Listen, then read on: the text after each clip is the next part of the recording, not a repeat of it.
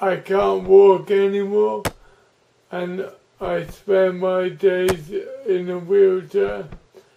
But there was a time before MNT.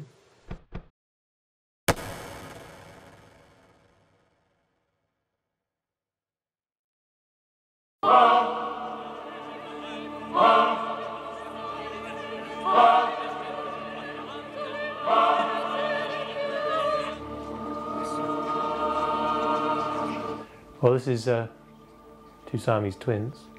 One of them's just committed suicide in the night, and the other one's just waking up. And I just thought that that was Siamese twins has got to be as close as it can get. A relationship, or even closer than that. It's got to be the closest relationship that two human beings could ever have with each other. And one of you dies, and the other one's had it basically. Certainly in the old days, but it was the reason I painted it was because I wanted to get across that feeling of that thing about one person's relationship to another if someone dies. And if you have just two people in a painting, it's impossible to see the relationship really, whereas that's like very clear.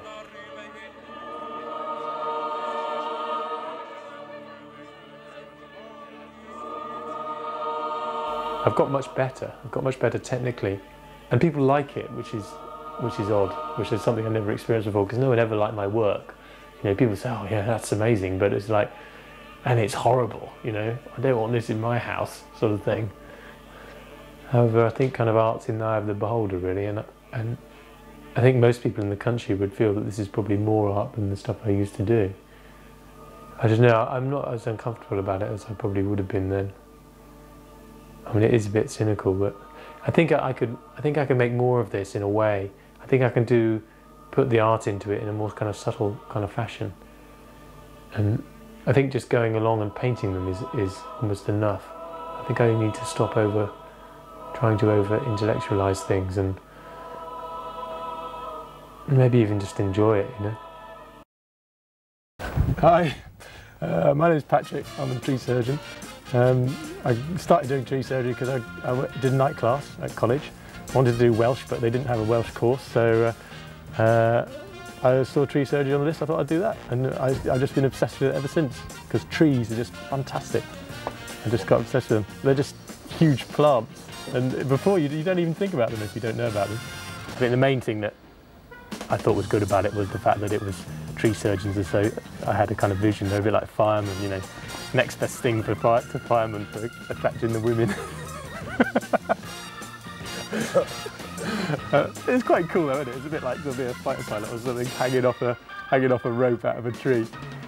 The most satisfying bit of it is when people ask you around and they ask you a question about their tree, and you tell them the answer, and they look at you like you're Mr. Tree Brain, and it's great. I mean, all I've done, I mean, I do know all about it, and I did a course and everything, and whatever, but that hasn't happened to me before, that people take me really seriously and consider, you know, it's in the same way you'd ask a doctor, and it's the sort of respect you'd give a doctor, which is great. I haven't had sort of ordinary people giving me that kind of respect before. Keep coming, I've just got clearing a few logs off the pavement here.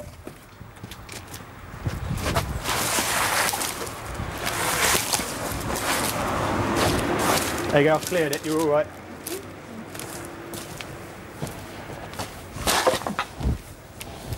Job done pretty much. Just got to finish off clearing up, and then it's off to the cafe for a nice breakfast. Small English, extra round of toast, cup of tea, can of Coke. £3.70.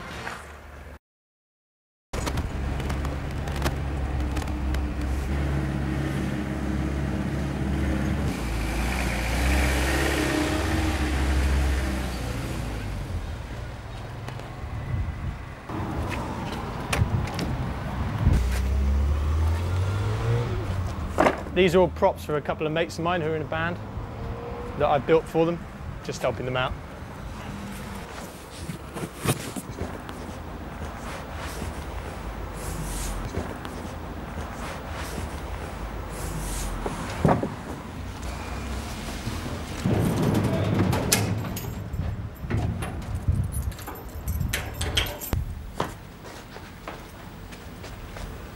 was going to be a fighter pilot. Mainly because my dad wanted to be a fighter pilot. And I didn't want to know what I wanted to do, so my dad persuaded me that I ought to be a fighter pilot. Because I was always a total loser in our family. I failed at everything, like all the way through school. At my school, that the kids were, you were ranked in your class, and there was always 30 or 31 people in our class, and in absolutely everything apart from art, I always came 31st or 30th, which was fairly depressing. I just wasn't very good at being at school, basically. And art was the only thing I really enjoyed. And when I went to college, when I did my foundation, because you do a one-year foundation course after A-level, that was like an epiphany for me. It just like, and nobody laughed at you or, you know, any of this stuff, and it was just fantastic. And I just loved it.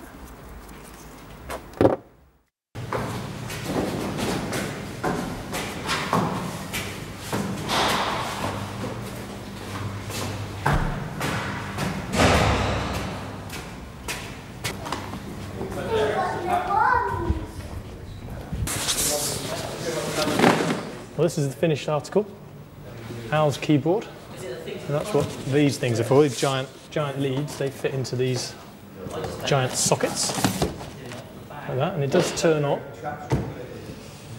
and you get all your flashing lights and everything. And,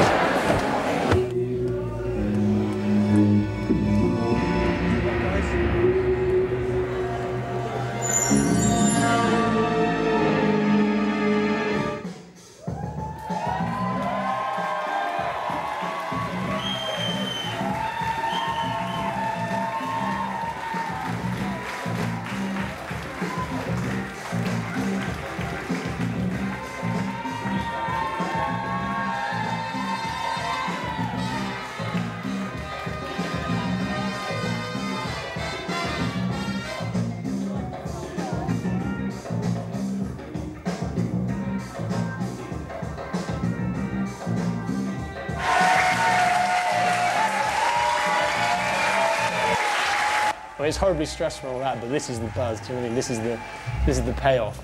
And also, now we've got it all made, there'll be more payoffs because we'll do more gigs and there'll be more, and everyone loves it, do you know what I mean? When I had them in here earlier, all the people, all the performers coming in were going, oh, did you make those keyboards? Yeah, brilliant, they're amazing, you know, all these lights that come on. And it's like, yeah. I never know what to say at that point, you know. I just feel really embarrassed. But I've got other things to do, you know. I want to build the house and make some money, because I'm not earning enough money, and enjoy my marriage and stuff. Maybe have some kids and buy a dog.